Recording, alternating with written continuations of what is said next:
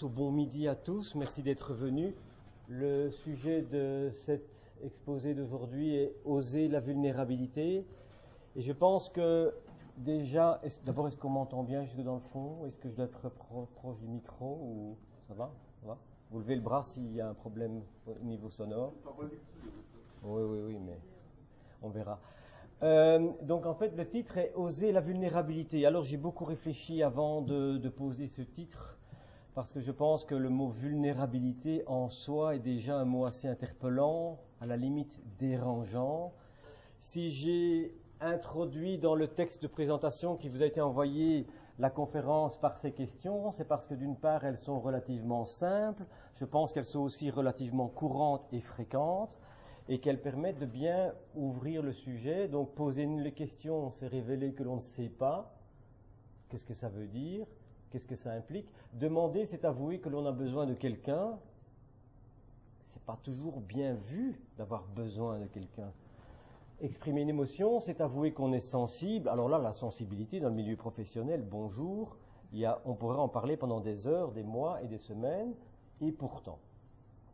Alors je voudrais commencer par cette citation d'Hélène Keller. Je ne sais pas si vous la connaissez, il y a eu des films, il y a eu un bouquin. C'est une auteure romancier américaine qui a commencé, je dirais, sa vie dans des conditions difficiles, sourde, muette, aveugle, etc. Et qui nous apporte cette belle phrase: la sécurité est essentiellement une superstition. Elle n'existe pas dans la nature et les enfants des hommes dans leur ensemble n'en font pas l'expérience. Éviter le danger n'est pas plus sûr dans le long terme que de s'y exposer catégoriquement.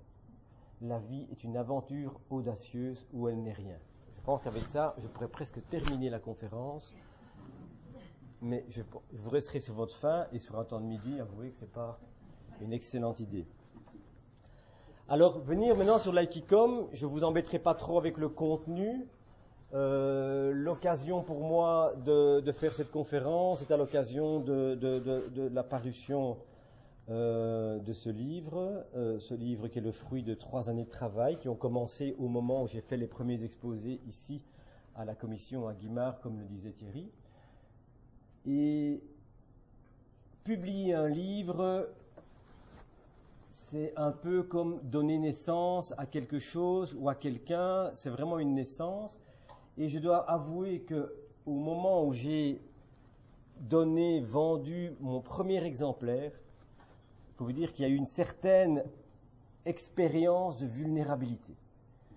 Il n'y a rien de plus perturbant, interpellant, que de mettre dans les mains de quelqu'un d'autre, et mettre dans les mains du public en général, des choses que l'on a réfléchies, que l'on a mûries, qu'on a pensées, en se disant « mais que vont-ils penser? Est-ce que c'est juste? Est-ce que c'est complet? Est-ce que c'est imprécis? Est-ce que c'est précis? Est-ce que je fais des erreurs ?» C'est donc véritablement une splendide expérience de vulnérabilité. Donc on y reviendra tout à l'heure. Pour revenir sur la notion Aikicom, comme l'a dit Thierry, l'Aikicom c'est la contraction de Aikido, communication. Communication parce que nous sommes des êtres vivants et qu'à partir du moment où nous sommes des êtres vivants, nous ne pouvons pas ne pas communiquer. Et donc quand vous entendez comme de communication, il faut entendre plus que simplement communiquer, mais plutôt une attitude de vie, une manière d'être qui est inspirée des principes et de la sagesse de l'aïkido. Pour ceux qui ne le connaissent pas, l'aïkido est en fait un art martial non violent, c'est-à-dire qui cherche à résoudre le conflit, le combat, non pas en cherchant à détruire et à démolir ou à tuer ou à blesser l'adversaire, mais plutôt de l'associer dans un processus qui va transformer le conflit en quelque chose qu'on pourrait qualifier de dialogue, nouvelle perspective, échange, compromis, appelez ça comme vous voulez, mais c'est-à-dire de réunifier, c'est-à-dire au-delà de nos différences, au-delà de nos différends, de pouvoir dire il y a quelque chose qui nous rassemble. Et ça, c'est vraiment le message de l'aïkido. Le mot « aïe », je l'ai mis ici avec des synonymes, parce que « aïe » en français, ça fait « j'ai mal », mais c'est pas ça. C'est un mot japonais qui veut dire amour, harmonie, concordance, coopération, je dirais tout ce qui rassemble, c'est-à-dire les forces de cohésion qui sont propres au fait que nous sommes des êtres en vie. C'est-à-dire que s'il n'y avait pas ça, vos cellules seraient complètement éparpillées, vous n'auriez pas envie de, entre guillemets, reproduire l'espèce en ayant des enfants, etc. C'est une dimension qui est absolument essentielle, et pas uniquement sur le plan philosophique, mais sur le plan de la vie de tous les jours. Si vous avez, j'imagine que tout le monde dans les administrations, on a toujours quelqu'un au-dessus de nous, vous avez probablement un chef, un responsable. S'il fait preuve de haï dans le sens coopération, amour, bienveillance et tout ce que vous voulez, et on prend le nom qui est adapté au contexte, vous avez affaire à un chef, un responsable, qui a à cœur de nourrir la cohésion, de nourrir l'équipe, de vous faire sentir comme appartenant à quelque chose pour pouvoir, je dirais, travailler ensemble et dans le sens de dire on fait quelque chose ensemble, on est parti d'un plus grand tout, d'accord ? Mais avec ça, c'est insuffisant. J'imagine aussi que vous avez connu des chefs ou des responsables qui ont ces caractéristiques-là. Le problème, c'est que s'il y a uniquement que ça, vous avez ce qu'on appelle un responsable, un chef ou quel que soit le nom, qui est en fait consensuel et qui à la limite n'aura pas l'énergie pour insuffler quelque chose. D'où le deuxième mot qui s'appelle qui, et ça peut-être c'est plus familier pour certains ou certaines d'entre vous, qui en chinois se dit qi, c'est l'énergie de vie. L'énergie de vie, c'est la force qui permet à la petite plante de sortir du gravier à votre grand désarroi dans votre allée de jardin et que vous devez toutes les semaines, et certainement maintenant, venir chaque fois enlever. Où est-ce que cette plante trouve la force de sortir comme ça malgré tout? C'est c'est cette force de vie, c'est cette puissance, cette énergie. Si je reviens sur ce chef, ce responsable, s'il a cette énergie, il va vous mobiliser, il va vous faire aller vers quelque chose pour réaliser ce pourquoi le service a été créé et en fonction de sa mission. S'il n'y a que cette énergie, vous pouvez avoir ce qu'on appelle un chef despotique, l'autorité brutale, aveugle. Donc il faut absolument le high du slide précédent pour avoir véritablement un chef, un responsable qui soit humain, c'est-à-dire à la fois qui nourrit la vie, la coopération, et qui en même temps a l'énergie de rassembler et d'avancer.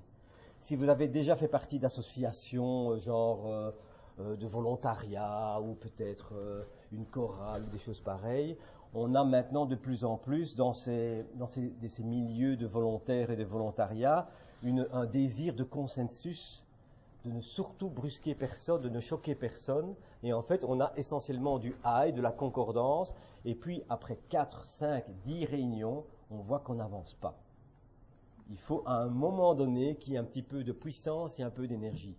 Mais à l'inverse, s'il n'y a que la puissance et que l'énergie, on arrive à quelque chose dans lequel vous êtes complètement rejeté. Et aussi, également, bien sûr, sentiment de vulnérabilité. On reviendra tout à l'heure sur la notion d'appartenance, qui est en fait un besoin essentiel pour nous, êtres humains. Il n'est pas suffisant simplement de nous réaliser. Nous avons puissamment besoin d'être reliés, d'être connectés et de générer ce sentiment d'appartenir. D'accord ? Alors, pour revenir sur cette notion de Aiki, donc qui force de vie, dans la notion d'harmonie, la notion de vivre est bien sûr un concept, on pourrait y passer des heures, c'est sentir vivant. Nous sommes des êtres conscients par définition, et ce que nous désirons quand nos autres besoins essentiels sont assouvis, et même on le remarque parfois avant cela, de nous actualiser, c'est-à-dire nous découvrir, nous réaliser, devenir plus que ce qu'on est. Je dirais, c'est ce potentiel de croissance. On est un petit peu quelque part, cette petite plante qui est dans le gravier de votre allée de jardin ou de garage. On a besoin de sortir et de voir pour apporter plus.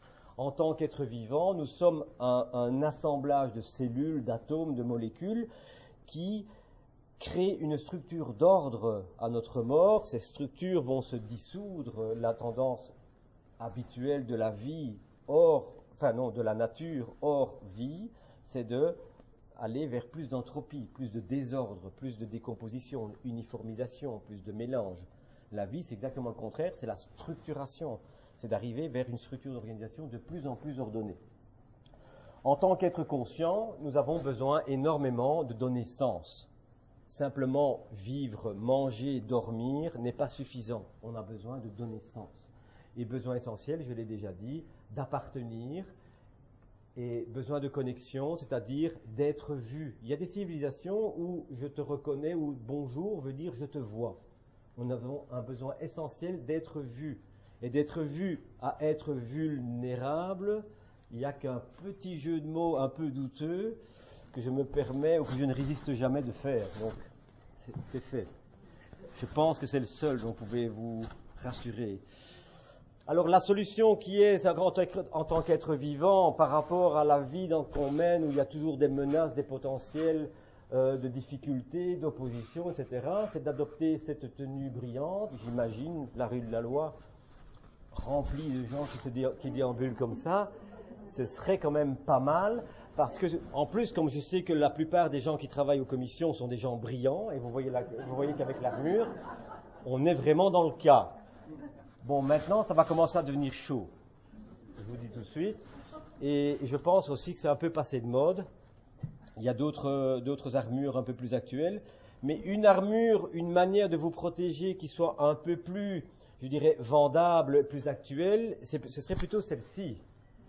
C'est-à-dire, qui parmi nous n'est pas en train de, ou n'a pas déjà, ou ne va pas déjà dans le futur, porter ces masques derrière lesquels je vais pouvoir m'abriter, derrière lesquels je vais pouvoir me cacher, avec le masque professionnel, avec le masque de la personne compétente, avec le masque de la personne parfaite, et puis rentrer à la maison, mettre le masque au porte-manteau, et prendre le masque de père ou de mère de famille, ou de compagne ou de compagnon, etc., etc.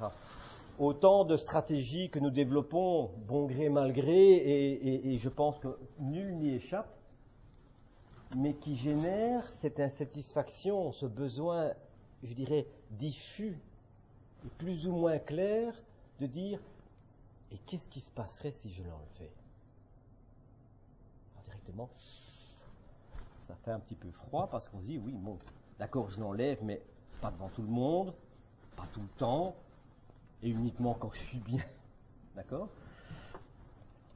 Alors, un des éléments essentiels qui apparaissent par rapport à cette notion de vulnérabilité, ce sont des concepts d'abondance et de rareté. Et on va voir plus tard en quelle mesure. Abondance, rareté ou rayonner, absorber. Pourquoi j'ai associé les deux concepts ? Tout simplement parce que, en fonction de notre manière d'être, nous pouvons, et ça va dépendre énormément de notre éducation, de notre enfance et de 1000 paramètres, et je suis peu intéressé sur le pourquoi et la cause, mais plutôt sur le constat, comment je me sens aujourd'hui. Alors j'ai deux solutions, bon de nouveau c'est un peu manichéen, hein, il y a beaucoup de vérité entre les deux, mais si je suis dans un sentiment de plénitude et d'abondance, en fait je suis dans un état où je peux manifester ma richesse, manifester ma plénitude, et pouvoir agir dans un sens de rayonner vers l'extérieur.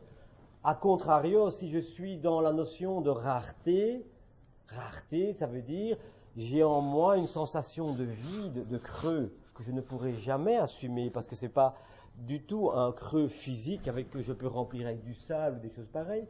C'est un vide intérieur que je n'aurai de cesse que de vouloir combler d'une manière ou d'une autre. Alors on va le faire avec les moyens du bord, on va essayer d'avoir plus d'objets, plus d'argent, plus d'amis, plus de boulot, plus de nourriture, enfin bref, vous pouvez combler par tout ce qui va avec ça, mais de toute façon c'est le tonneau des Danaïdes, c'est-à-dire ce n'est jamais rempli. L'énorme conséquence par rapport à ça, c'est qu'à partir du moment où je me sens dans un sentiment d'être plein en soi, et de nouveau, on n'est jamais complètement dans ce niveau-là, et on n'est jamais complètement dans ce niveau-là, et puis ça va dépendre beaucoup des contextes. Je vais pouvoir, dans le premier cas, vouloir gagner, on parle gagner, réussite, se développer, et tout ce que vous voulez, dans la notion de exprimer mon talent, exprimer ce que j'ai déjà à l'intérieur, me dépasser dans le sens, le potentiel que j'ai ici, je veux le mettre à jour, je veux le rendre utile, je veux le mettre au service, complété par toutes les expressions que vous voulez. De toute façon, il y a une chose qui est sûre, à partir du moment où j'ai ce sentiment de plénitude, je n'ai rien à prouver, je n'ai rien à valider. Et ça va avoir un impact énorme en termes de réussite et d'échec. Si je suis dans la situation du manque, j'aurai besoin de prouver ma valeur. J'aurai besoin, à la limite même, de vaincre l'autre, parce que c'est plus facile de sentir qu'on existe quand l'autre est à terre. En tout cas, momentanément. En tout cas, on pourrait le questionner. Justement, à ce moment-là, il faudra absolument que je gagne, parce que c'est mon action qui sera la mesure de ce que je crois que je vaux. Puisque cette valeur, je la reconnais dans les yeux de l'autre. Donc, il sera essentiel de gagner. Et bien sûr, ça va amener à des dérives. Tous les moyens sont bons. Et puis, on est parti pour la gloire dans des histoires qui deviennent de plus en plus compliquées. Tout simplement parce qu'à l'intérieur, il y a quelque chose qu'on ne peut pas assouvir. Et vous allez voir que cette notion de rareté est essentielle dans cette notion de vulnérabilité. Le titre du livre que j'ai écrit volontairement fait allusion au livre que vous connaissez certainement de Thomas d'Ansembourg, « Ne cessez pas d'être gentil, soyez vrai ». Dans toutes mes formations... Pardon, qu'est-ce que j'ai dit? Je ne sais plus, bref. Il y a au moins 3 personnes qui suivent. J'ai dit au moins. Donc, cessez d'être gentil, soyez vrai. J'ai toujours été très choqué par cette notion, cessez d'être gentil. Je me rappelle un jour dans un grand magasin, j'étais avec beaucoup d'achats et il y avait la jeune fille à la caisse qui me dit « Écoutez, vous savez, il y a une offre exceptionnelle aujourd'hui, par tranche de 50 €, vous avez 10%. Si vous séparez en 3, vous aurez 3 fois la remise. » Je dis « C'est super chouette de votre part, c'est vraiment gentil. » « Ah, je sais, je suis trop gentil. » C'est terrible parce que ça veut dire quoi en fait ça? Ça veut dire qu'il y a une confusion, on pourrait faire toute une conférence sur la notion de c'est quoi être gentil. Gentil, c'est souvent naïf, etc., etc. Mais cette notion de gentillesse, c'est-à-dire en fait cette action où je mets au service de quelqu'un d'autre mon énergie personnelle, je vois vraiment pas de raison pourquoi il faudrait arrêter cette chose-là. Donc cette notion de bienveillance, cette notion de gentillesse, le mot gentil est souvent très très très galvaudé et très très mal utilisé. Et en tout cas, il a perdu énormément de son sens premier. Il y a d'excellents bouquins à propos de ça, si ça vous intéresse, je peux vous donner les références. Donc je me suis inscrit en porte-à-faux par rapport aux propos de Dansembourg en disant non, ne cessez pas d'être gentil.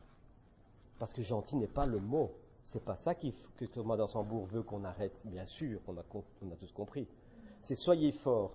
Alors soyez fort, ça ne veut pas dire allez vous inscrire dans une salle de fitness et de power training et revenez dans 3 mois, on fera un petit peu l'état de votre situation. Être fort, c'est être fort à l'intérieur. Vous comprenez bien que quand je suis dans le tableau gauche, je rentre pleinement dans cette notion d'être fort. Je suis là, je suis moi, je suis moi-même. Vous êtes d'accord, vous n'êtes pas d'accord? C'est chouette, c'est important, parce que c'est important d'être connecté, donc c'est pas je me fiche de votre avis, c'est pas du tout ça. Je n'ai pas besoin de votre avis pour estimer ce que je vaux et qui je suis. Par contre, votre avis m'intéresse parce que vous êtes une personne intéressante, vous êtes une personne importante, et c'est pour moi important de nourrir une relation qui ait du sens, avec un minimum d'authenticité et tout ce que vous voulez. Donc cette notion d'être fort, c'est à ce niveau-là qu'elle se situe. Et c'est un travail d'une vie. On va dire que vous avez, en fonction de ce que vous avez vécu dans votre passé, vous êtes plus ou moins dans la case. La plupart d'entre nous, on a un pied dedans et on a un pied dans l'autre. Et parfois on est un peu plus à gauche et parfois on est un peu plus à droite. Mais c'est quelque chose qui se travaille aussi. C'est pas irrémédiable. Vous n'avez pas le label « personne en pénurie ». D'accord? Vous êtes l'un et l'autre. Il y a des moments où vous basculez à gauche, il y a des moments où vous basculez à droite, en fonction de votre état, de votre forme, de votre qui, de votre énergie de vie. Vous serez plus dans cette dimension-là.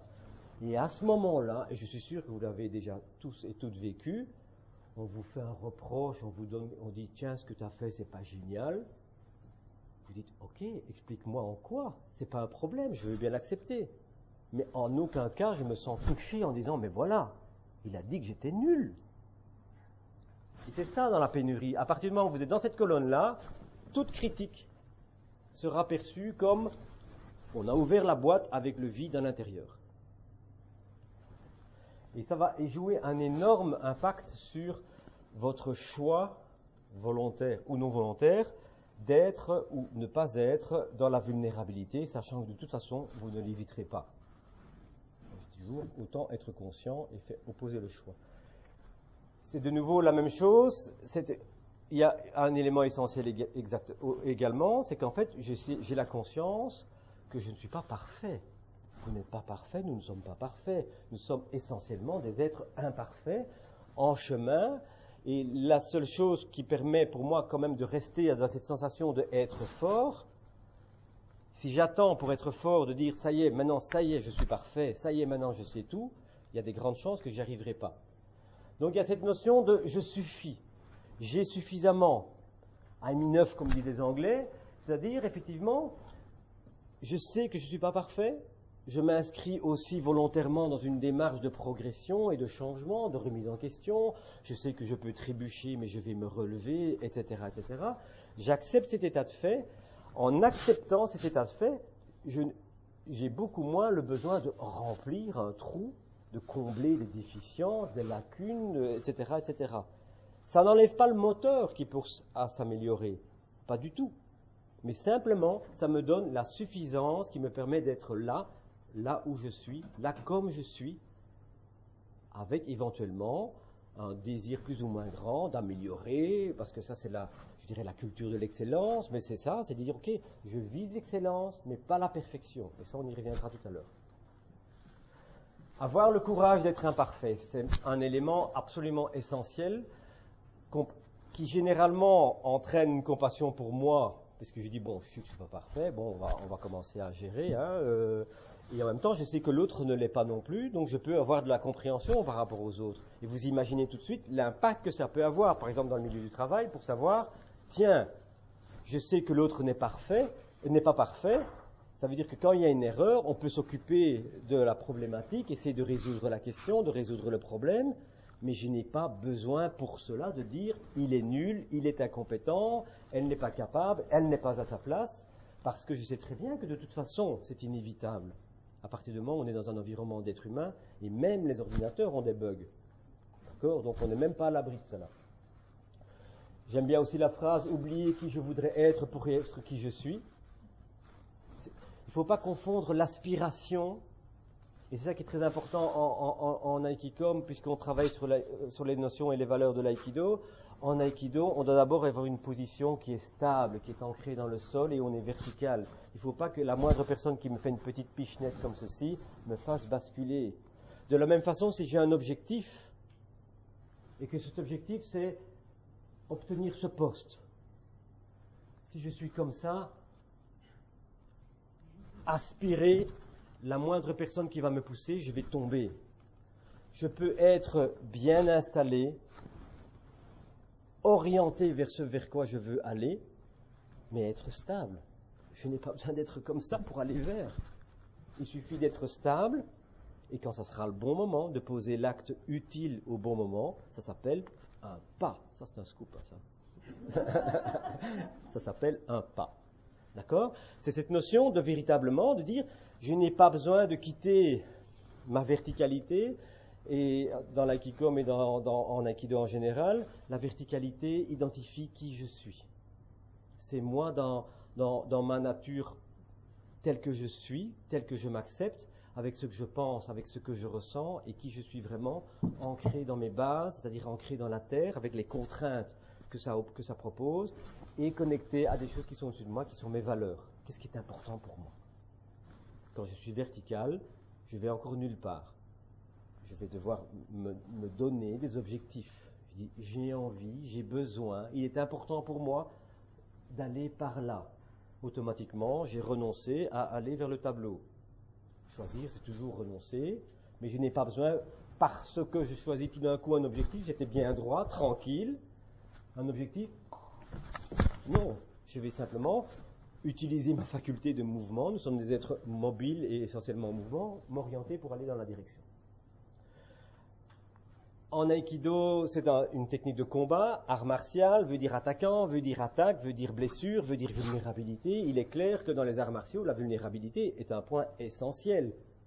Il ne suffit pas d'apprendre à frapper, par exemple en karaté, il faut pouvoir répondre à une frappe, ou sinon à la première, vous êtes déjà KO et c'est terminé. Donc, accepter la vulnérabilité est quelque chose d'inhérent à l'aïkikom, à savoir, et il faut le savoir qu'en aïkido, on n'a pas des gardes un peu menaçantes comme dans les films de Bruce Lee où on commence à faire des cris de chat et de félin et des choses pareilles. On est simplement debout et on a la conscience qu'on a la mobilité des appuis et la mobilité des mains, de manière à pouvoir tourner et contourner. Je n'ai pas besoin de l'armure de tout à l'heure. Je sais très bien que j'ai des jambes et que je peux utiliser mes ressources pour bouger. Si quelqu'un vient m'attaquer, je peux me déplacer et simplement aller dans le sens de l'énergie ou simplement laisser l'énergie s'épuiser de ce côté-là. Ce n'est pas du tout une question d'être fort, endurci. Non, en aïkido, on est relax, le plus relax possible, parce que ça me donne un maximum de sensations. Qu'est-ce qui est en train de se passer? Donc si je suis dans une tension, eh bien, on ne sent pas. On ne sent pas. Pour avoir une sensibilité maximum, il faut que je sois dans la détente. Soit dans la sensibilité. Mais détente, sensibilité. Sensibilité, vulnérabilité, bingo, on est de nouveau dedans. D'accord?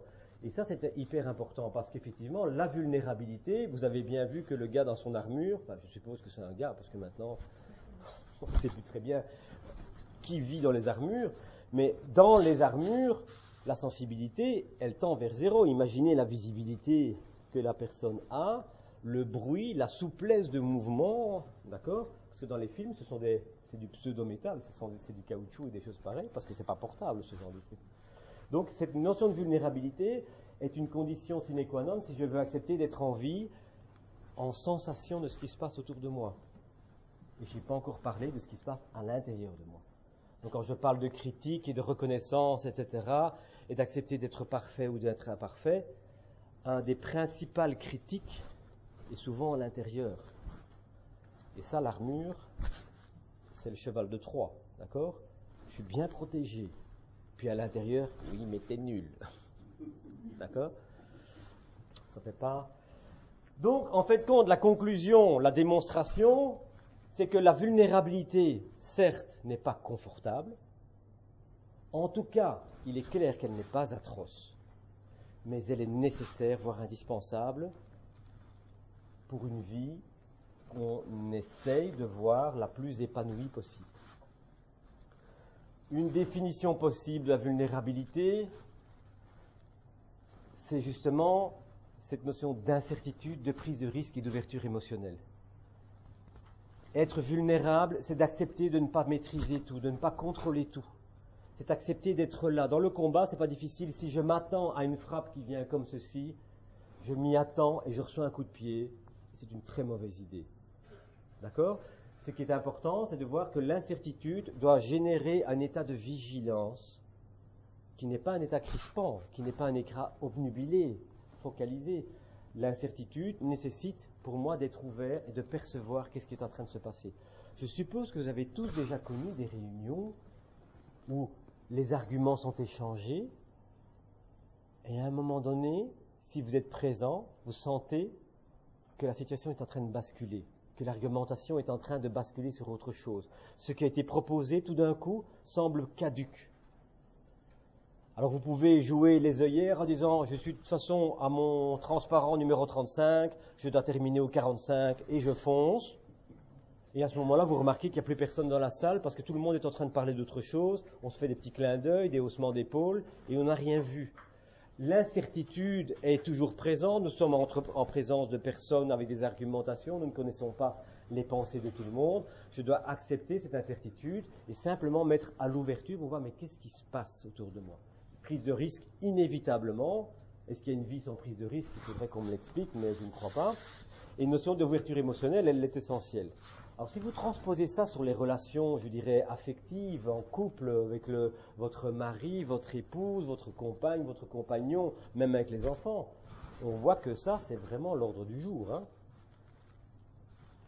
Commencer une relation, le premier acte, le premier pas, la première parole, dans une dispute, essayer de rompre la glace, etc. Bonjour l'incertitude. Hein. Je vais me faire remballer ou bien je vais ouvrir un dialogue nourrissant? Bonjour la prise de risque. Le sentiment de rejet. On sait très bien qu'on doit vivre avec la rupture. C'est impossible autrement. On change de service, on change de ville, on change de voiture, on se marie, on divorce, enfin bref, la rupture est un phénomène qui appartient à la vie, c'est acceptable.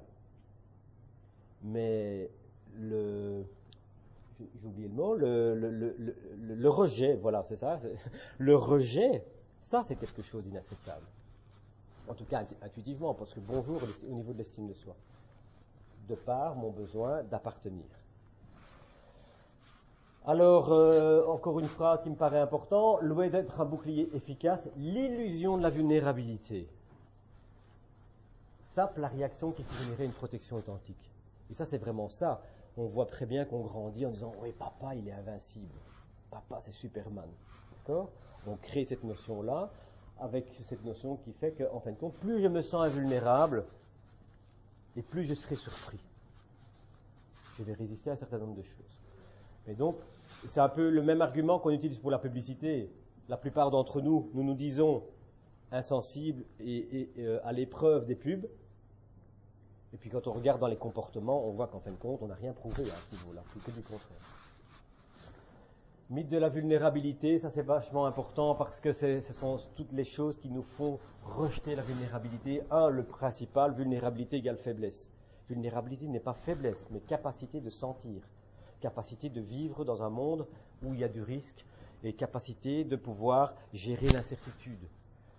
Je dirais même que du contraire, être vulnérable, c'est être fort. Tiens, ça me fait penser à un livre. Non, c'est pas un peu facile. Je ne suis pas vulnérable, ça c'est vraiment la bonne solution, et en fin de compte, c'est pas qu'on n'est pas vulnérable, tout le monde est vulnérable. Être vulnérable, c'est tout dire. Franchise, carte sur table. Eh bien non, être vulnérable ne veut pas dire tout dire, et certainement pas à tout le monde, et certainement pas tout le temps.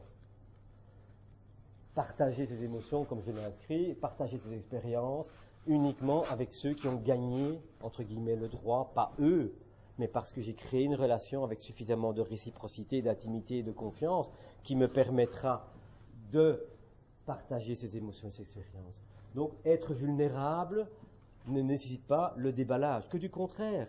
Le déballage à tout va, le déballage à tout craint, est une stratégie utilisée par certains et par certaines pour justement se mettre à l'abri de la vulnérabilité. Ce que ça génère la plupart du temps, c'est le rejet. Celle-là avec ses problèmes, celui-là avec ses histoires. D'accord ? Qu'est-ce qui se passe ? Rejet, vulnérabilité, but, zéro, c'est perdant. Et le dernier mythe, c'est le cavalier seul, c'est je suis capable, c'est nous sommes tous capables de trouver les ressources en nous et toute la salade, etc., etc., avec la difficulté à la fois de demander de l'aide. On aime bien d'aider, c'est encore bien, parce que ça donne une petite position supérieure, c'est assez confortable. Mais demander de l'aide, c'est pas toujours agréable. D'accord ? Donc c'est le mythe du cavalier seul qui permet de voir qu'effectivement, c'est une manière comme une autre de se protéger. 3 boucliers qui me paraissent importants aussi de souligner, j'en ai déjà parlé pour certains. Le premier, c'est la joie gâchée, je vous l'ai dit tout à l'heure, on va y revenir. Le deuxième, c'est le perfectionnisme et c'est l'anesthésie. Et je peux vous garantir que je suis un excellent client dans ce genre de travers-là et que vous aussi, que tout le monde l'est de toute façon, d'une manière ou d'une autre ou à certains moments. La seule chose, c'est comme en tout, c'est d'être conscient que ceci, à partir du moment où on choisit de ne pas le vivre, est une possibilité contre laquelle je peux apprendre à me prémunir. La première façon, c'est d'en être conscient. Et simplement d'examiner, de dire, tiens, est-ce que je suis tombé dans ce phénomène-là, ou dans celui-là, ou dans celui-là ? À la source, j'en ai déjà parlé, la notion de rareté et de peur. Commençons par la joie gâchée. Ça se passe bien, ça ne va pas durer. On part en vacances, on arrive dans l'avion, et si on avait un crash ? On est abreuvé d'images noires, lourdes, pénibles, suffisamment que pour avoir un réservoir infini de scénarios catastrophes à coller sur toutes les situations possibles et imaginables. Je regarde mes enfants qui dorment, s'il lui a arrivé quelque chose. En fait, non.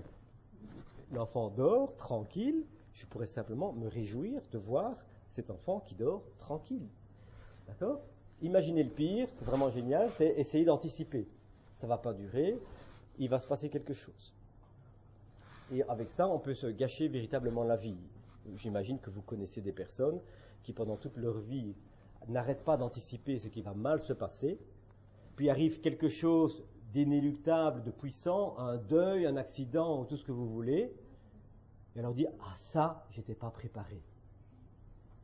Je dois maintenant apprendre à vivre avec ce drame, et en plus avec le fait d'être conscient que j'ai gâché tous les moments avant où je pouvais prétendre être heureux, simplement en anticipant un tas de choses qui ne se sont pas arrivées, et que la chose qui ne devait pas arriver, que je n'avais pas prévue, est arrivée finalement.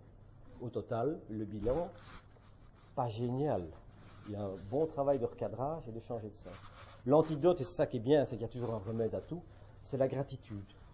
La gratitude, bon, on peut regarder, on peut en discuter aussi pendant des heures, la gratitude n'est pas un état, la gratitude est une pratique. Il faut de l'entraînement, il faut s'entraîner, ce sont des actions. C'est partir le matin au boulot et se dire « Waouh, je marche, waouh, il fait beau, waouh ». Est-ce que c'est tout le monde comme ça? D'accord? Donc, c'est de dire, mais voilà, j'ai un emploi, je vis dans un pays en paix, etc., etc. Après ça, la circulation, ici, ils font rien pour les routes ici, hein? D'accord? La gratitude, c'est ça, et c'est aussi une pratique intéressante, et on le conseille dans différents manuels, dans différentes approches. C'est d'initier ses enfants le plus tôt possible, le soir avant d'aller dormir. Donne-moi 3 choses qui te remplissent de gratitude. 3 bonnes choses qui se sont passées aujourd'hui. Entraînement, pratique. D'accord? Non, tu vas dormir. Tu es fatigué, tu as besoin de dormir. C'est pas la même chose. Le deuxième, le perfectionnisme, et là je suis sûr que j'ai beaucoup de clients ici et qu'il y en a beaucoup partout, ici dedans, ici dehors. Le perfectionnisme, c'est quand même chouette la perfection. Mais le perfectionnisme, ce n'est pas l'excellence. Le perfectionnisme, ce n'est pas la croissance. Le perfectionnisme, ce n'est pas l'épanouissement harmonieux. Le perfectionnisme, ce n'est pas vouloir devenir meilleur. Le perfectionnisme est une arme de défense contre la vulnérabilité. Pouvoir se défendre, pouvoir se prémunir contre toute critique. Et quelqu'un qui ne fait rien ne fait pas de faute. Et peut-être qu'il passe à côté d'opportunités. Donc cette notion de mécanisme défensif est, je pense, essentielle. C'est minimiser la souffrance qui peut être générée par le jugement, la critique, tout regard extérieur par rapport à ce que je fais. Tenter d'obtenir l'approbation d'autrui, je vous rappelle la notion de pénurie, l'autonomie des Danaïdes, ce n'est pas à l'extérieur que vous allez trouver la valeur de qui vous êtes, c'est en vous. Le problème, c'est que si j'ai besoin de le remplir à tout prix, je vais devoir aller ou avoir envie d'aller chercher à l'extérieur, et donc je vais essayer d'éviter toute faute, parce que si je fais une faute et que je vois un froncement de sourcil, bingo, je suis perdu. Ça freine l'accomplissement, il n'y a pas de dessin. Si j'attends d'être prêt pour faire quelque chose, la vulnérabilité est un sujet qui est né au fil des formations que je donne en Aikicom. C'est un chemin en continu changement, c'est-à-dire que cette réflexion se nourrit au jour le jour. Si je m'étais dit, je vais attendre de savoir tout parfaitement sur la vulnérabilité, ben je ne serais pas ici aujourd'hui. Il y a un moment donné, il faut prendre le risque de dire, ok, c'est pas prêt complètement, mais qu'est-ce qui est prêt complètement à part l'électrocardiogramme plat? Pas grand-chose. D'accord? Donc, ça aussi empêche de se faire voir. Je montre le masque de la perfection, et derrière ça, il y a énormément de doutes et de fêlures, et comme on dit dans la fameuse réflexion, j'aime les gens fêlés parce qu'ils laissent passer de la lumière.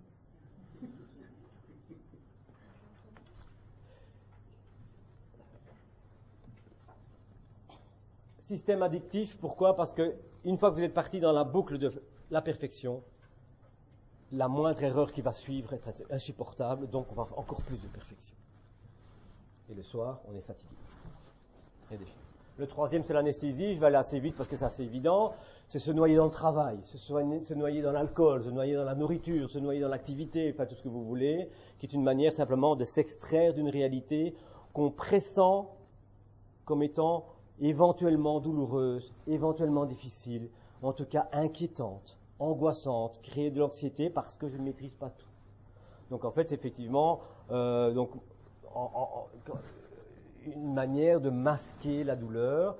Le seul problème de l'anesthésie, c'est que vous pouvez masquer des émotions, mais que l'anesthésie n'est jamais locale, elle est toujours générale. C'est-à-dire s'épargner la peur, c'est s'épargner la joie.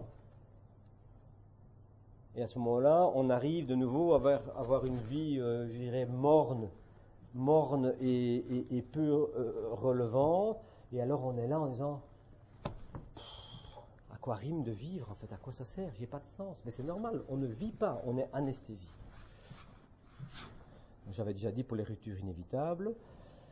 C'est ce que je viens de dire là maintenant. Le fait d'être anesthésié ne peut pas éviter d'anesthésier toutes nos émotions. Et d'apprendre, et c'est aussi une entre guillemets injonction, une phrase intéressante à répéter à ses enfants. On dit il est parfait cet enfant-là. Mais non, l'enfant n'est pas parfait par définition, il n'est pas parfait, il doit s'accomplir. Le tout, c'est qu'il puisse découvrir qu'en fait, en tant qu'être humain, nous sommes câblés pour résoudre les problèmes. Et les problèmes, on ne pourra jamais les éviter. Le tout, c'est de donner les armes pour être fort assez, suffisamment fort, que pour pouvoir aller au-devant de cette incertitude inévitable.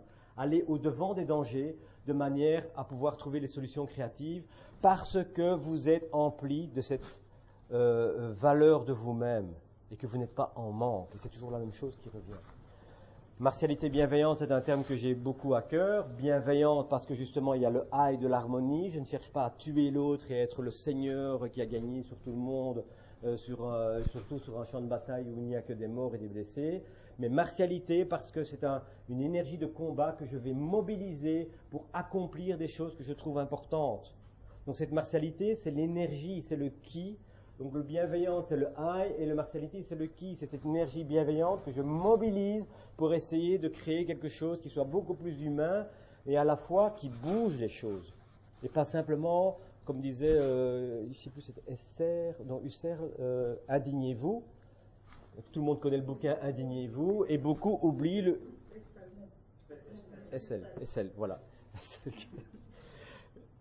Et on oublie tellement souvent le mobilisez-vous qui a suivi dans l'ouvrage. Donc cette notion de véritablement, et la phrase est volontairement provocative, aller au-devant de la connaissance avec l'esprit, sans faiblesse d'un guerrier, prêt à regarder la mort en face. Mais la mort, c'est pas la mort physique.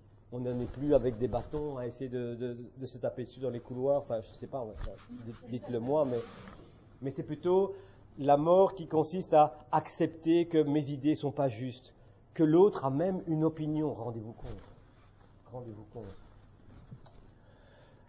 Il y a des exposés, il y a un très intéressant exposé sur TED Conference de Simon Sinek qui dit que le leader, en fin de compte, est là pour créer un espace de sécurité dans le service ou dans l'entreprise ou dans le business, etc., pour pouvoir affronter ensemble le danger. Le problème, c'est que si on reste dans la zone de sécurité, on tend vers le perfectionnisme et il ne se passera rien, d'accord? On ne sort pas de chez soi, il ne va pas se passer grand-chose. En fait, ce que nous devons faire, et nous sommes tous les leaders de nous-mêmes, c'est en fait ramener cette zone de sécurité à la zone qui est en vous, dans ce qu'on appelle le centre, on dit le hara en aïkido, c'est-à-dire en fait, vous avez en vous cet espace de sécurité infini qui vous permet d'aller au-devant du danger avec attention, en gardant votre stabilité, mais en étant clair sur votre engagement. Et pas simplement de dire, ok, à l'intérieur de l'armure, je suis en sécurité, jusqu'au jour où il y a un canon ou une arme qui perfore le métal, et puis c'est fini de toute façon. Sentiment d'appartenance, hyper important, lié à l'amour bien sûr. On a besoin d'être lié, d'être associé, d'être connecté. Ce qui est hyper important, c'est que appartenir, ce n'est pas se conformer. Et ça, je pense que c'est essentiel. Appartenir n'exige pas de changer. On peut vouloir changer pour changer, mais appartenir n'exige pas de se conformer. Parce que quand je me conforme et que je me transforme moi-même, en fait, je n'appartiens pas. C'est un masque ou c'est un pseudo-moi qui est en train d'appartenir à quelque chose. Hop là, je vais dans le mauvais sens. Qu'est-ce que j'ai fait? Courage d'être vulnérable, parce qu'effectivement, il y a la notion courage. Il y a beaucoup de personnes dans les formations qui n'aiment pas le mot courage. Bon. Il y a cette notion de lutter et faire sa propre expérience. Alors lutter, on n'aime pas non plus. Martialité, on n'aime pas non plus. Bon, enfin bref, je vais passer ce truc parce qu'il n'y a pas grand-chose d'intéressant. Mais justement, cette notion de affronter la difficulté est ce qui permet effectivement de faire naître cette notion d'espoir, et on peut encore jouer sur les mots, mais la notion d'espoir est à voir comme quelque chose, comme un processus, plus qu'un état, une sorte d'émotion vague, une sorte de petite image un petit peu flottante comme ça. L'espoir, c'est avant tout une manière d'orienter mon esprit pour me rendre capable d'affronter des choses qui peut-être sont difficiles pour moi. Donc c'est pas un truc du style je m'assieds sur ma chaise et j'ai l'espoir que quelqu'un viendra m'aider. C'est le même mot mais c'est pas la même signification. Pour cela, il y a différentes choses. Bon, je vais un peu vite, mais ce sont des choses que j'inclus dans les formations, c'est-à-dire se définir un objectif réaliste. Demain, je serai le président de la Commission européenne. Imaginez comment atteindre cet objectif. Ben, je vais conquérir tous les chefs d'État à mes arguments. Oui, d'accord. Et croire en soi, et ça c'est fait, c'est check ça c'est bon. Donc j'ai déjà 2 sur 3, c'est pas mal. Et j'aime bien l'expression, l'espoir s'apprend dans l'arène. Je pense que j'ai mis la citation après, elle est longue mais elle vaut la peine, c'est une phrase de Theodore Roosevelt. Si vous êtes amené un jour à devoir affronter quelque chose, défendre une idée, demander, etc., enfin, faire quelque chose qui vous paraît énorme, qui paraît difficile, et qui vous fait dire, mais si je ne suis pas certain de réussir, je ne vais pas le faire, eh bien, lisez cette phrase-là, affichez-la dans votre bureau, où vous voulez, sur votre iPad en fond d'écran. Ce n'est pas la critique qui est digne d'estime, ni celui qui montre comment l'homme fort a trébuché ou comment l'homme d'action aurait pu mieux faire. Tout le mérite appartient à celui qui descend vraiment dans l'arène, dont le visage est couvert de sueur, de poussière et de sang, qui se bat vaillamment, qui se trompe, qui échoue encore et encore, car il n'y a pas d'effort sans erreur et échec. Et qui fait son maximum pour progresser, qui est très enthousiaste, qui se consacre à une noble cause, qui au mieux connaîtra, in fine, le triomphe d'une grande réalisation, et qui, s'il échoue, après avoir tout osé, saura que sa place n'a jamais été parmi les âmes froides et timorées, qui ne connaissent ni la victoire ni l'échec. Vous lisez ça tous les matins, avant et après les repas, et on se revoit dans 3 mois. Vous serez plein de sable et de sang. Et c'est de Theodore Roosevelt, donc ça ne mange pas de pain.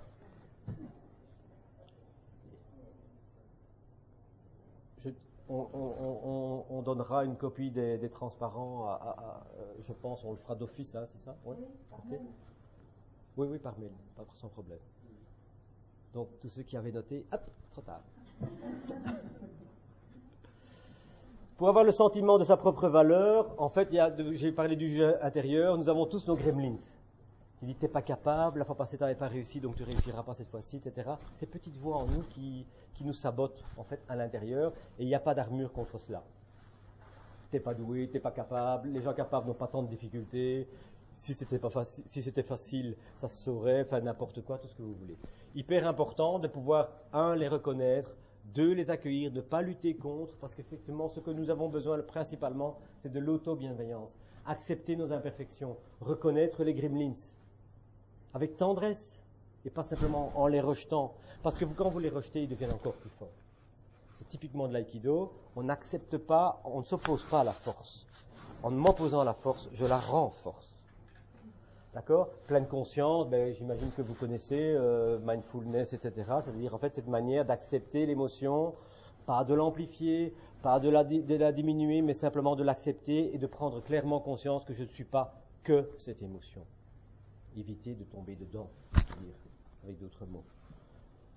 Un truc que j'ai retenu, c'est un peu étonnant, parce que j'aime pas trop non plus, même moi j'ai des objections, mais quand même c'est utile, normalisation. C'est de prendre la pleine conscience qu'en fait mes difficultés, je ne suis pas le seul à les vivre. Parce que parfois quand c'est dur, on a l'impression que c'est parce que c'est à cause de moi. En fait. Et ça, c'est quelque chose qui parfois peut être très très aidant. Oser, de nouveau, je reviens avec la phrase de Roosevelt, ça n'a rien à voir avec gagner ou perdre, parce qu'en fait, on ne fait pas, si on ne devait oser que quand on va réussir, en fait, on ne va rien faire, en fait. Et donc, la notion d'oser, je rappelle la phrase de Roosevelt que vous, maintenant, vous avez presque par cœur, d'accord? Ça n'a rien à voir avec gagner ou perdre, ça a tout à voir avec le courage. C'est-à-dire, en fait, c'est une notion de guerrier, dans le sens de mobiliser mon énergie. Dans un monde où la rareté et la honte dominent, la peur est une seconde nature. En fait, au départ, on va anticiper. Hier, je faisais un séminaire avec quelqu'un qui a été garde du corps, boxeur, etc. On examinait dans les arts martiaux. Les arts martiaux, c'est toujours bien gentil. On a son petit kimono dans un dojo bien protégé. Mais après, on arrive sur la rue et quand on est vraiment attaqué, on n'accède à rien. Et on voulait résoudre ce problème-là. On dit, mais qu'est-ce qu'il faut faire pour le sentir? Et ce qu'il nous a expliqué, parce que lui, il l'a vécu en étant dans des situations de protection rapprochée avec des réelles violences physiques présentes, c'est qu'il dit, ce qui est le pire ennemi dans ce genre de situation, c'est la peur qui crée de l'anticipation de choses qui n'existent pas. Et si c'est lui qui arrivait à, etc., et puis à ce moment-là, ça arrive. D'accord? C'est le fait que cette peur et cette anticipation nous paralysent. Réellement nous paralysent. Et que, effectivement, parler de la vulnérabilité, dans beaucoup d'organisations, on peut qualifier ça comme étant subversif. Donc, au total, pas évident, hein, la vulnérabilité. Mais justement, rien n'est plus inconfortable et dangereux et blessant que de se sentir étranger à sa propre vie. En fait, le choix, il est assez peu ragoûtant. C'est-à-dire, ou bien vous vivez, ça peut faire mal, ou bien vous acceptez de ne pas vivre votre vie, tout simplement, en étant anesthésié derrière le masque, etc. Les alternatives, vous les verrez, c'est imaginer le pire, vouloir tout contrôler. C'est toutes les solutions que vous pouvez développer si vous voulez devenir invulnérable. Ça, c'est le slide avec la solution. D'accord. Je vais peut-être aller vite. Oui, ça va, je vais plus ou moins être dedans au niveau timing. Ce qui est hyper important, c'est que c'est bien d'être moi, c'est bien d'aller au contact du monde, mais pourquoi faire et qui je suis et qu'est-ce que je dois faire réellement? Parce que c'est bien tout d'être là, mais qu'est-ce qui fait que je vais orienter mes actions pour faire quelque chose ou pour ne pas faire quelque chose? C'est pas tout d'être vulnérable, mais si c'est pour faire rien ou faire des choses qui ne sont pas des choses que j'ai besoin de faire pour me développer ou pour grandir. Donc les questions, la plupart du temps, on se demande mais qu'est-ce que je dois faire? Alors qu'en fin de compte, déjà se demander comment, c'est déjà pas mal, mais l'essentiel c'est de savoir pourquoi. Et j'ai mis cette image-là pour vous rappeler la métaphore des tailleurs de pierre, vous la connaissez? Donc c'est une personne qui marche le long d'une rue et qui voit quelqu'un qui casse des pierres sur le bord de la route, et il dit qu'est-ce que tu fais? Ben, je casse des pierres. Et c'est gai, c'est mon métier, je gagne ma vie avec ça. Et puis après il va au suivant, et il voit que le gars fait la même chose, mais avec un grand sourire. Et il dit qu'est-ce que tu fais? Tu casses des pierres? Non, non, non, non, je construis une cathédrale. Le why va vous permettre de mobiliser votre énergie pour faire des choses où, de nouveau, et c'est ça qui est important, mais je vais y revenir tout à l'heure, il n'y a pas, comme on dit, de saut-métier. On peut donner du sens à tous les métiers. Il faut voir ce qu'on veut faire et quel sens on lui donne. À partir du moment où ça n'a plus de sens, il faut se poser la question. On en arrive à cette notion d'être fort, il y a la notion de responsabilité, d'intégrer et d'humilité. Je ne saurais pas voir tout, mais je vais quand même aborder avec vous 2-3 éléments, juste pour vous mettre en appétit.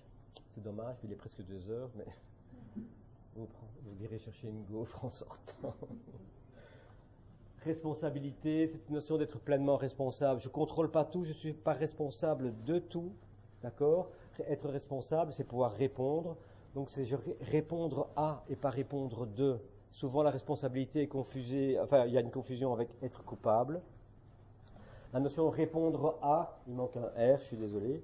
Répondre à, c'est-à-dire utiliser ma capacité de mon autonomie pour agir par rapport à ce qui est en train de se passer. Ne pas se sentir responsable, et on pourrait dire être victime, c'est effectivement se détourner au niveau de ses intérêts de tout sur quoi je peux jouer et intervenir.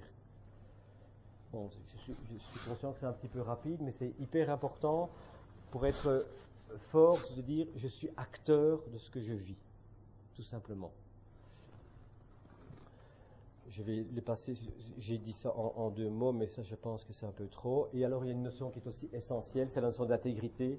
On a 2 solutions, on agit pour 2 choses, soit pour un résultat, soit pour réaliser, pour exprimer nos valeurs. Une vie intègre est une vie dans laquelle mes actions concrétisent, matérialisent, réalisent ce que je crois qui est important. Si vous regardez à la fin d'une vie, ou que vous regardez toutes les personnes célèbres qu'on admire, Mère Teresa, Gandhi, tout ce que vous voulez, on ne retient pas le montant final de leur compte en banque. Donc ce n'est pas le succès financier. Toutes ces valeurs qui sont valorisées maintenant, ce n'est pas celles-là. Ce sont les notions d'ouverture, d'humanité, de connexion qui sont véritablement importantes et qui sont les choses auxquelles nous aspirons tous. Obtenir des résultats à tout prix, tous les moyens sont bons, même la fraude, même la tricherie, même le mensonge, même la dissimulation. C'est une vision court terme égocentrique.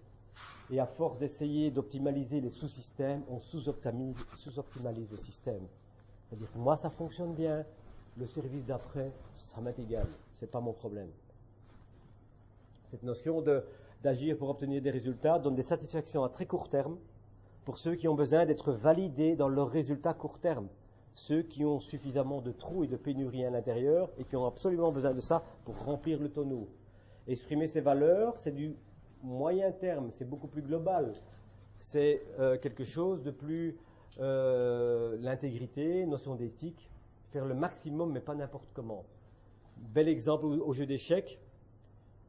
Quand je joue aux échecs, le but n'est pas de prendre les pièces de l'autre. Le but, c'est de mettre la personne échec et mat. Le but n'est pas de laisser prendre mes pièces. Je peux être amené à certains moments à faire un sacrifice d'une pièce. Le but, c'est échec et mat, c'est le but du jeu. Donc je peux accepter qu'il y ait un moment où je trébuche, je perds une pièce.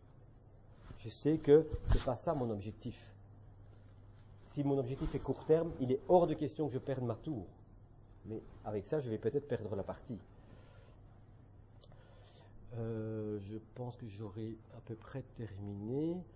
Là, de nouveau, c'est de nouveau un zakouski par rapport à ce que je propose dans la gestion de conflit par rapport à l'Aikikom, c'est-à-dire qu'en fin de compte, le conflit, et c'est quand même intéressant malgré tout, c'est assez simple. Pour qu'il y ait conflit, parce que une fois qu'on a les choses, on se rend compte qu'on rencontre toujours des volontés différentes et des gens qui ne veulent pas qu'on fasse ce qu'on a envie de faire, etc., etc. Pour qu'il y ait conflit, il faut trois choses. Désaccord, rareté et une autorité de décision contestée. Prenez l'exemple du matin, les deux enfants arrivent dans la cuisine, ils ouvrent le frigo, il y a un morceau de gâteau. Ah, il est pour moi, ah, il est pour moi. Désaccord, rareté, personne n'octroie à l'autre le droit de décider c'est pour toi ou c'est pas pour moi. Solution, un parent arrive en disant on va le couper en deux, ou bien c'est pour toi, ou bien n'importe quoi. Autorité avérée. Autre solution, ah mais non, dit le plus jeune, c'est le morceau de gâteau qui était à moi d'hier et que j'ai mis de côté. L'autre reconnaît à ce moment-là l'autorité sur l'objet et ne va pas donc décider. On a donc réalisé une résolution de conflit en résolvant un des trois éléments. Autre élément, les désaccords. Vous allez le voir au niveau du mondial, là maintenant, ou de la Coupe du Monde. C'est le Brésil le meilleur, non c'est l'Argentine, non c'est l'Espagne. Rareté. Il y a la place que pour un meilleur. On va donc s'écharper. Personne ne va pouvoir discuter, sauf peut-être à la fin de la compète. Et alors on va dire d'une façon, ils ont triché. Ils ont eu de la chance. Comment résout-on ces conflits personnels? Parce que ce sont des opinions. En supprimant la rareté. Tu as le droit d'estimer qui est le meilleur. J'ai le droit d'estimer qui est le meilleur. Nous avons tous les deux nos meilleurs. Il n'y a plus de rareté. Terminé. Donc, petit mécanisme, une fois qu'on le sait, c'est vachement intéressant. Poser la question, c'est quoi les trois éléments sur lesquels je peux jouer? Vous allez voir que c'est très simple et ça marche très très bien. Terminer avec les trois types de conflits. Personnel, c'est justement la notion d'opinion. Ça se termine souvent par « c'est ton avis, j'ai mon avis ». Le problème des conflits de type personnel, c'est que je m'identifie à mes idées et que ça devient un combat. Deuxième type de conflit, c'est en fait j'ai mes opinions et vous travaillez dans un milieu multiculturel, donc inévitablement il y a des croyances et des schémas qui sont essentiellement différents. On ne peut pas se contenter ici de constater la différence. Il faut qu'on continue de travailler ensemble. Donc je dois obtenir quelque chose de plus que simplement constater la différence. Il me faut développer avec l'autre un terrain d'entente, des conventions de travail qui font qu'on va pouvoir travailler ensemble à travers nos différences. Et enfin, le dernier est encore plus compliqué parce que le fonctionnel, c'est par exemple, vous êtes en service en pénurie de personnel, l'autre service est en pénurie de personnel, il y a des budgets pour engager une personne. Les deux chefs de service vont s'écharper puisqu'il n'y a qu'une personne qui peut être engagée. C'est-à-dire que dans le problème fonctionnel, il y a une conséquence. La décision va avoir une influence irrémédiable par rapport au problème. Alors là, on entre dans le domaine de la technique de négociation. Qu'est-ce que je peux accepter? Comment est-ce qu'on peut trouver un compromis, etc., etc. Ce qui est important à retenir par rapport à ça, c'est que le problème fonctionnel, inévitablement, engendre un conflit relationnel et un conflit personnel. Et souvent, on résout le problème en disant, bon, on va couper la poire en deux, on va prendre demi-temps, etc., etc. Qu'est-ce qui se passe si la personne s'est identifiée à la décision et qu'il avait dit aux gens de son service, vous inquiétez pas, quand je reviens, la personne sera engagée dans le service. Image de soi, clac. Relationnel, crédit du chef, etc., etc., clac. Souvent, on traite le fonctionnel et on n'exploite pas les deux options ici, ce qui fait qu'il reste un différend qui éclatera la prochaine fois, ou la prochaine fois, ou la prochaine fois. En guise de conclusion, je suis presque dans le temps. L'échec n'apporte aucune frustration. Vous avez déjà joué à un jeu de société avec votre enfant, vous perdez, c'est pas un problème. D'accord? Alors pourquoi, quand c'est quelqu'un d'autre, vous avez le mot aux dents? Mais tout simplement parce que vous avez créé une distinction. L'autre est différent. Si l'autre est différent, je suis lésé. La solution est simple. Agrandissez votre sphère et automatiquement, vous n'en serez plus à devoir reprocher à l'autre d'avoir gagné. Vous avez simplement dit, tiens, mais voilà, il y a quelque chose de plus vaste qui s'est passé. Pour avoir peur, il faut être deux. C'est parce que je crée une différence. C'est parce qu'il y a un autre que j'ai peur. Dans le service, si on travaille ensemble, l'autre écrit une ligne en plus, écrit un meilleur rapport ou n'importe quoi, ça n'a pas d'importance. On travaille ensemble. Le résultat final, on se sent associé. Donc de nouveau, dans cette notion d'échec, et on pourra en parler pendant des heures, une des solutions, et la stratégie Aikikom, c'est ça, c'est en fait d'élargir ma sphère de compétence. Celui qui m'attaque n'est pas mon ennemi, c'est un malentendu. Je dois résoudre le malentendu. Si je le considère comme ennemi, je n'ai qu'une seule solution, le voir à terre. D'accord?